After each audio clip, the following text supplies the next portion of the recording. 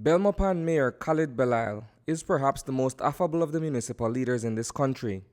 So when he woke up this morning and realized that his Cohune Walk residence was in fact the target of an unidentified shooter overnight, Belisle was understandably shaken up.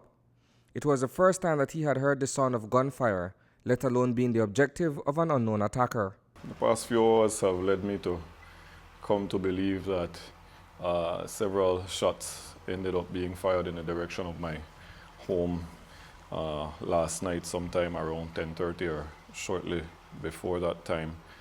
My fiance and I were upstairs falling asleep not too long previously, and we heard 4 loud bangs. At least that's what I could count, and those bangs jerked us out of our sleep pretty much instantaneously.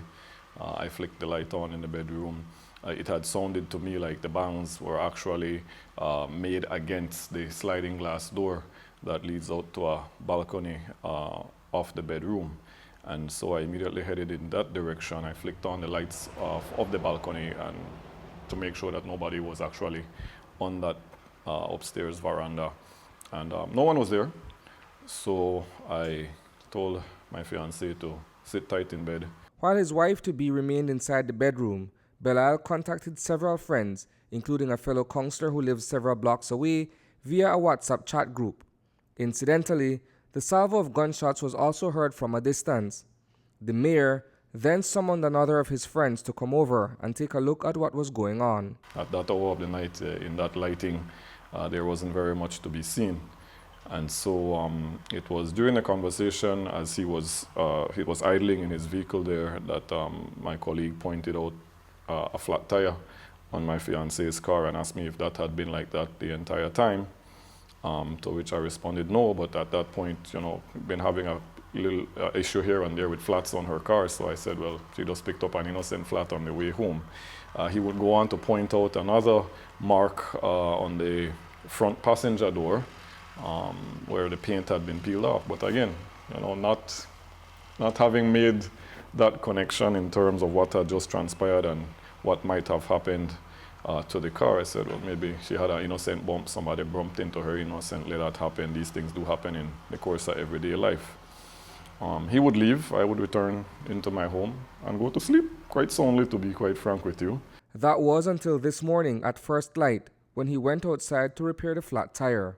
Someone whom he had called to assist with the tire made the observation on the vehicle. It was in the process of me coming back inside and him waiting outside and starting to work on the car, that he would see a hole in the bumper of the car, which he would then follow through the other side into the tire, and upon removing the tire itself, then realized that there was a hole in the rim of that wheel. And so that's when, it got real and you started putting the events together. These loud bangs sounded like gunshots, you have a hole in the rim. And that's when he started looking around the house to see what else he might find, and that's when he discovered the pock marks in the wall of the house on either side of the front door, pock mark on the fence outside.